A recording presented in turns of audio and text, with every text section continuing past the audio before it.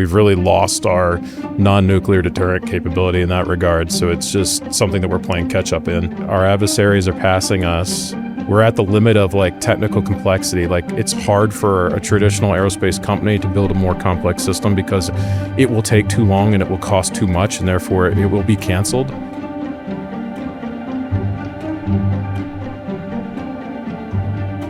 So I'm here with Bryon Hargis, founder and CEO of Castelion.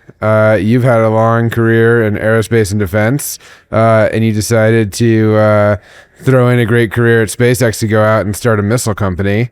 Why? Well, first, let me ask you. Castelion is a hypersonic missile company. What is a hypersonic missile, and why is it important?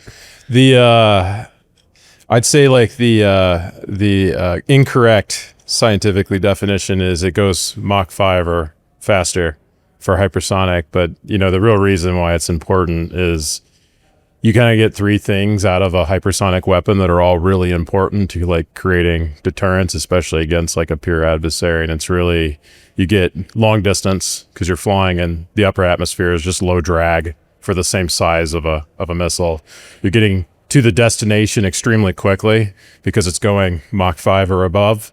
And you also have high survivability, meaning that the weapon survives to the target. It's very hard to shoot down. And so that enables the adversary to know that if you chose to, you could reach them, which hopefully deters whatever they're doing so that you come back to the table and talk it out like two adults. All right, that sounds pretty good. I do like the idea of deterrence as a defense. Yes. So do we not have hypersonic missiles today? The country has deployed its first hypersonic weapon system, but in comparison to say China, we are woefully far behind. I think at the last national parade that they did, they rolled out like multiple new hypersonic weapons to go with the family of hypersonic weapons that they already had. So it's kind of unfortunate because the U.S. was a leader in going fast from, like all the way back from like X-15 days. And unfortunately, it never materialized into making mass-produced affordable hypersonic weapons at scale. And so we've really lost our non-nuclear deterrent capability in that regard. So it's just something that we're playing catch up in. And I've actually heard you explain this before. Explain sort of the continuum of deterrence. Like, where does it start and where does it end, and where do hypersonic missiles fit in? So really, like the whole concept of deterrence is if you look at like the game theory on this, it's really like comes down to the like the prisoner's dilemma, and then like the optimal strategy is tit for tat with forgiveness. So you have to actually like move on from being wronged by that other party, and so you have like a number of policy options to kind of enforce a negative consequence to somebody doing something. And so on the one hand, you have like economic sanctions, which of course like the US can wield because we control so much of the world's finance. On the other extreme, you have the threat of nuclear deterrence. Nobody wants that to happen. That's a very extreme measure. We have really lost that middle ground of having a non-nuclear strategic deterrent. Other than like kind of, I'd say like isolated like capabilities that the country has, but like in mass, we've really lost that, and that's the ground that we lost. And so that's the hole that Castelion is trying to fill in terms of giving like policymakers back a middle ground option to again offer a continuum of deterrence and hopefully prevent a conflict from ever happening. Okay, so we don't have the hypersonic missiles. We need the hypersonic missiles. You have this job at SpaceX. You're the senior director of government sales. You're selling satellites. It's a great job at a great company. Why decide that you're the guy? Like, why quit and create Castelion? Can't like, the big primes do this, or I don't know, somebody else? Like, why? Okay, it's like, why you? Why did you decide this was your calling? Yes, to walk away from that role, like I loved that job. Like that was amazing, getting to be part of building out like Starshield and working with the Starlink team, and just there's so many great people at SpaceX that I just like walking away from that was hard. But fundamentally I've been in aerospace and defense for 20 plus years, and just watching what's happening in terms of like national capability for like the large primes and how kind of slow we're moving on like these major weapon systems and how complex things are, and how much cost and like slowness that drives. Working at SpaceX was very eye-opening in the sense that space and space launch and satellites had the exact same problems. Like they were absolutely no different than what we are trying to currently work on in munitions. And in what way? Is that because there were existing space launch companies? Yeah, what was wrong with them? We have missile companies today. Like, what did SpaceX do differently? And then like, why do this with missiles? Exactly. So it's like SpaceX was like the like proof point in my career to say, hey, you can actually fix the problem. Because like for the entire time I've been in aerospace defense, every conference you ever go to, we got to do better, we got to go faster, they got to be cheaper, we got to build more. That's been like said for like for my entire professional career. But then it's like, who is actually making a difference? So I really mean like, who has taken like the systems engineering approach and the process that you do aerospace and made changes to actually achieve a different outcome? Because I think like the fallacy is like the definition of insanity is like, I'm going to continue to do the same thing and expect a different outcome. That's the problem with traditional aerospace, is you are now operating a system that produces extremely slow, expensive outcomes. It also produces outcomes that generally work on the first try.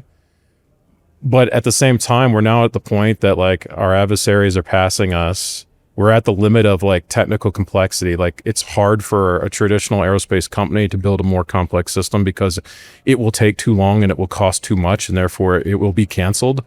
And so the like SpaceX approach of how you accomplish those complex tasks, but do it within a meaningful time frame and within a reasonable cost that's affordable, that's something that can be recreated elsewhere. And I think that's what we're trying to fix. And I think that capitalism drives that, like competition drives that. And I think that the current acquisition process, although it's being changed currently, has led to kind of a lack of incentives to compete in certain areas. And we have to get back to that. Yeah, well, you and I have talked in the past about sort of the process rot and bureaucracy rot and like policy rot that both ruins companies, but also just like the government process of procurement and things. Maybe we'll get to that in a little bit, because I think that's a really important topic, both in company building, but then also just like dealing with the government and the kinds of changes the government's going through when it comes to procurement reform and how they acquire the best technologies and capabilities. Before we get to that, you have spent a lot of time in DC. You are considered an expert in go-to-market and in interacting with the government on sales processes and projects and things that have never been sold before, things that have been sold before in other ways. Why don't we start with, talk a little bit about the early days of Castelion. I know you probably think you're still in the early days, but I mean, the early days. The early days. How do you break in? Like, how do you develop a strategy for Washington and the Pentagon, or just the overall Department of War? Like, how do you build a strategy of like, I am going to build something like a missile and sell it to a customer that has, the Pentagon may only have 5 sides, but the customer has so many facets and sides and levels and hierarchies. Like, how do you start building a strategy to go sell a product to the government like a missile? So anytime you're going to try to sell something, when I say new, like, we're building a missile, the government's been buying missiles for a long time, but we're a new company. And there's going to be a lot of hurdles to get over to kind of break in. But like one of the most important things is understanding what the problem is. Now, I had the advantage of, I've been in aerospace and defense for a very long time. So, I've had those discussions. So that wasn't necessarily new to me. But even still, like the thing that we did very, very early on was go talk to the actual users and understand what the real issues are that they're seeing in terms of like what the current capabilities of the weapon systems, what are the current constraints of the industrial base, and understand what they really want it to buy. And the way that the government does this, there are a lot of people with like strong feelings about what's the right thing, but there's also groups that do these incredibly detailed, highly like scientific physics-based models to try to show like what's the like added value of this versus that. And it's always usually classified if you're talking about like Department of War.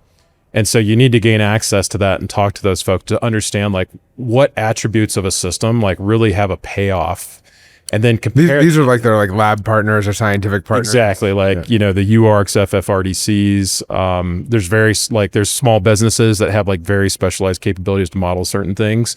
And those models can tell you like, hey, what's important. And so like the reason like we started a hypersonic missile business is really that those traits of a hypersonic, the fact that it can go far, go fast, and has high survivability, that turned out to be like what is the most important attributes of a weapon to enable that deterrence, especially in the sense of I will have to build fewer of them because they are effective.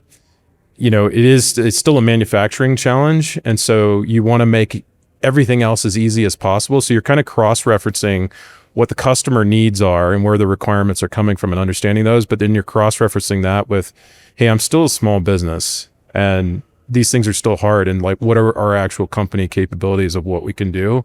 And then what is the best product I can possibly produce with like the constraints of where we are as a company with what the customer wants?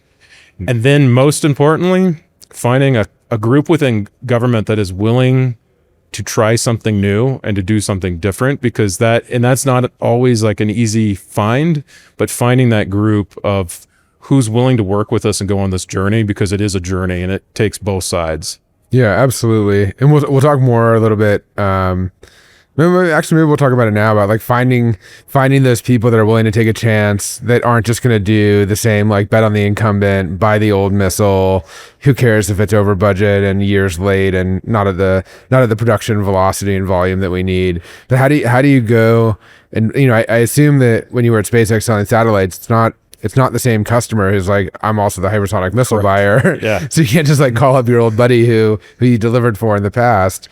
How do you actually go and find these people that actually are like, you know what, this is not working. We need to do it differently. We need to be able to produce, more missiles more quickly, or at a different cost criteria, or whatever the other additional constraints are in addition to range and survivability and all those things. How do you find those people?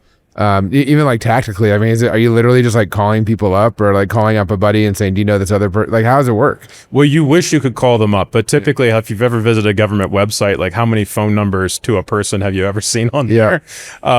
It's good old fashioned like sales legwork, honestly. So you're going to go talk to like people you do know to try to find out like, how do I get in touch with this office, or who should I go talk to, or do you know anybody? And it's almost entirely like who you know, and like just word of mouth of trying to get connected to the right person, usually with a warm intro from somebody else so that they'll take the meeting, just like any business.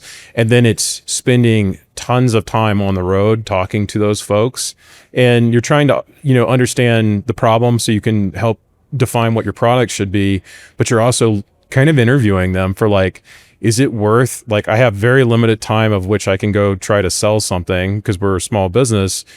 Are you the office I should be spending more and more time with? Right. And so you're really interviewing for like, do they see that they're like have a real problem? Do they want to change? Now, I will say this, that people think of like the government as some monolith and like they must all like not see the problem or be okay with that because it continues to happen. And that like the individual level, it's absolutely not the case. Like, almost all of our interactions, like people immediately know the core issues, the core problem, and they're quite honestly searching for a solution. And so in our case, like we didn't know, because you're correct, like it's not a same set of people that I already knew.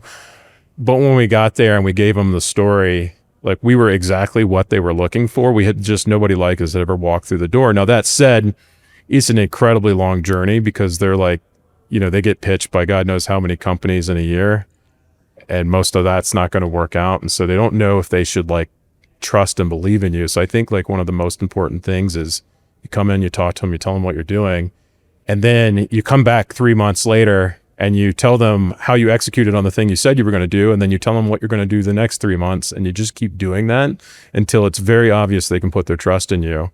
And then that's how you build like the long-term relationship. Same as you would do in like a commercial business. Yeah, I was gonna say this is like enterprise sales, like Enterprise sales 101. right, like complex enterprise sales. It's about building a relationship, building a rapport, proving your value, demonstrating that you can deliver. Building confidence, building that trust, and then ultimately you start to have shared fate with the customer, right? Like they're counting on you the same way you're counting on them. 100%, because they're going to look stupid if you totally fail on delivering. And I did like a group session, like kind of at like a conference event a few months ago, and I asked everybody for like show of hands, like how many people think like government sales is like doing large enterprise commercial sales, and no one raised their hand. And I'm like, and this is why most companies can't make it, because it is exactly the same thing, except the government now layers on these like kind of arcane bureaucratic processes, like you're gonna do RFIs, RFPs, and you have to do all of that correctly too. But you still have to do all the same legwork that you would do for a large enterprise sales deal. Totally. I think back to when I was doing lots of enterprise sales, and yeah, at a certain point, that person at some level is like, kind of like betting their career, or at least their reputation on, especially when you're not the incumbent. They're really putting so much faith in you that like it really is you're actually on the same side of the table, really. 100%. And they're often communicating with you, hey, this is what I need to do on my side. This is the meeting I have coming up next, and you're saying, how can I arm you to make sure that you nail that meeting? How to make sure you get the funding for the project or whatever it is. And I think people think that the sales relationship is so often adversarial, or like, I just need to get them to buy my thing. It's like, no. You're really on the same side of the table, because ultimately they're rooting for your success because they want the outcome that you're going to deliver. 100%. Any large government sale I've ever made, you're basically working as a team, because I think, like, as you mentioned, they have a host of people behind them that some of them aren't believers, and they're getting beaten up internally. And as you can probably imagine, even though there's this huge like bureaucratic process to get money from the government as like the industry side, there's actually a huge bureaucratic process internally for them to give you the money. And it is a complete pain. Will take up their entire like workday. They have to like you and want to do that, to go down that road with you. That's right. Well, I think you and I have actually chatted about this before, and maybe it's worth talking about. Over the last, since World War II, over the last 70 plus years, we've gotten into this situation where the government, in order to prevent some stupid mistake from happening, or some guy who maybe committed like a small grift or something, they like added a new rule. It's like, you can no longer do this, or you can't talk to your customer for these 2 weeks of like a certain part of the process. And like, you can only respond 3 times to these questions, and each question can only have a 1 paragraph response. It can't have a 2 paragraph response. And there's all these, like we've gotten to this point where there's just like rule after rule after rule has been added. And so, so they're dealing, maybe talk a little bit about what it's like on the customer side, what they have to deal with. Yeah, they have decades and decades of like policies and rules that have been put in place to kind of handle like one-off, like somebody made a mistake. And I think this is like one of the big, like they deal with that issue, but large companies deal with that as well. Because this is actually like one of the things that I think is like the reason why large companies seem to kind of like slowly die, is they put in place so much process to replace like critical thinking because someone made a mistake. It's like one of the things that, as like a leader at our company, that I constantly think like, should we have a process for this, or should I just accept that someone made a bad decision and we should try to like educate people, don't make that bad decision, but we don't need a process because we want them to continue to think. And there's a balance there. Totally. I always think when I'm like at a restaurant and it says like no shirt, no shoes, no service, I'm like, I don't need that message. That is not for me. Like I've always got a shirt and shoes on. Like, come on, man. Like what if one person one time did something stupid, and now we all have to read this stupid sign. Yeah. And then like from we know from hiring, and companies just add these like constant like rules and like check boxes and things you have to go through just to hire people and to fire people, to buy a product, to stop buying a product. And in the government, it's all that and more. And it just makes the process slow and difficult and then painful. That is true. But there is reform happening in Washington, right? There is a push for defense procurement reform. So there's progress. I think there's now a full realization that the problem is real. And to your point, like, while the industry, you're now on the industry side saying like, I'm going to do it differently. I'm going to manufacture missiles in a different way and produce them in a different way. The government is starting, I think, to wake up to procurement reform and saying, we're going to buy things and select things and appropriate things in a different way. Yeah. And I think this administration has been honestly fantastic at like recognizing like what are the kind of fundamental hurdles that are in place in acquisition, because like the process of which they go through their planning cycles to like plan out the future budgets and the requirements, they're so long and drawn out that when you look at like what's happening in Ukraine and how fast like things evolve, like how can you possibly respond to some new threat if it takes you 2 years in advance to just plan in the money to do something and 4 years in advance to write the requirements for that thing? You're just limiting your ability to respond. But I am hopeful that they're trying to address those issues so that we can be a more nimble, country in terms of how we respond to these things. Totally. I think actually, I do want to talk about company building and like some other things, but you reminded me of something else, which is, the war in the Ukraine has changed and shifted a lot of people's perceptions of how the fight of the future will be fought. And I think that there's some people out there that are not as close to the actual reality of what the future fight would look like, to think, there's all these drones in the Ukraine, like the fight of the future is just going to be drones or something. But that's probably, that's certainly not your perspective, and it's probably not realistic. Talk a little bit about what have we learned from the Ukraine? You just mentioned some of the sort of quick reaction of being able to do things more quickly and change the way that we build things and decide things. But really, what has Ukraine taught us? What should we learn? And what would be the wrong lessons to learn from the fight in Ukraine? And how does it relate to America and maybe a fight in the East? Yeah, I definitely think the wrong takeaway would be like all future warfare is going to be like quadcopters dropping grenades. So that's, but I do think like what it really exposed, and I think the department took this very seriously in terms of how they are thinking about the problem. Before Ukraine, there was this premise that was it was like the assumed correct response that we'll just scale production when needed of munitions, no problem. And then it turned out like that is completely not true. And not only was it not true for us, it wasn't true for Russia either. And so like, we're watching them, struggle to like bring up their production. And so a lot of what's happened is like, well, we ran out of longer range munitions. So then you move to the next thing, which then becomes like, we're in like, trench drone warfare.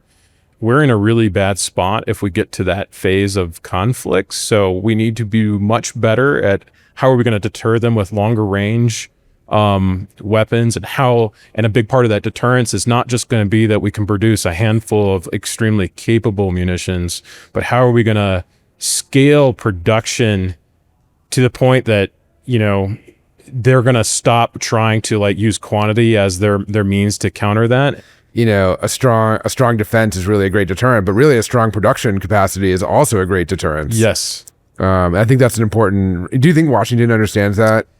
I definitely think that the current leadership sees that as a top priority, and they are moving money to try to address that. And munitions for sure is a very high priority, but manufacturing in general, even looking at things down to like rare earth, and the ability to make like permanent magnets.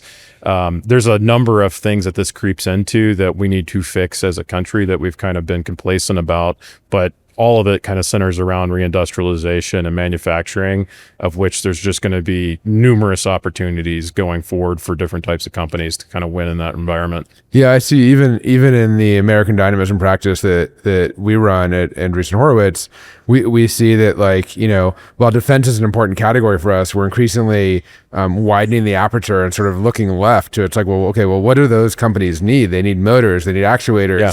There's a critical minerals need. Like we have energy needs. We have all these other needs on the supply chain and the sort of raw materials side. And we're looking at other ways that software and automation can drive opportunity there. Otherwise, the defense production needs won't work out if we don't actually have all the things we need to build the defense products that we need. And so I think the reindustrialization, sort of nearshoring, friendshoring, and onshoring of all these things is just an incredibly huge moment in time opportunity that exists. Absolutely. And then you get back to like the dual use nature of some of that, where they're like, totally, other industries are going to benefit from that. I mean, even for us, like obviously there's really no dual use hypersonic missiles that I'm aware of yet. Maybe somebody could send me a note if they have that use, but Probably not. Probably not. Even for us, though, like we do a lot of work in high temperature composite ceramics that have commercial applications. We're obviously not immediately focused on how to like commercialize that because we're tackling some other really big problem right now. But even that will have dual use applications in the future that'll come from like hypersonic technology. Yeah, cool. I think it's awesome. And I think we will, just like how I think, we got like Tang or something from Yes. this like space exploration, like they're right. Yeah. Velcro. there will be all these things that sort of then come downstream from all this effort and all this work. And that'll be great to see also. Let's talk about company building. How do you create a sense of urgency at Castelion? What did you maybe learn at SpaceX or some of your other experiences like that really help create a culture of execution? Yeah.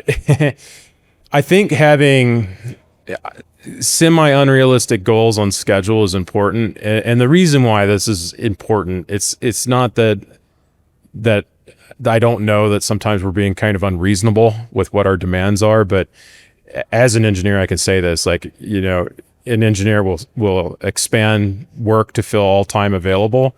And so only if you constrain it, do you get to just a solution. Maybe it's not the best, because everything can be better with more time, everything. It's almost always the case. But when is good enough? And so by putting like a schedule limit on the date it is needed by, like enforces good enough.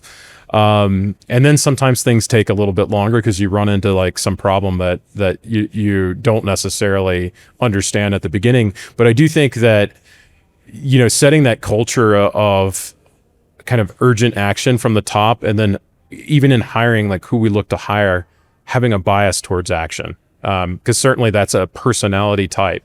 But once you build like a core group of the company where the bias at the company now is towards action, even if you're bringing somebody new in and maybe their personality like by themselves is on the fence of whether bias towards action or inaction, if you put them in the environment and everybody else is doing it, they're going to do it. And so you kind of like raise all ships in that scenario. Totally.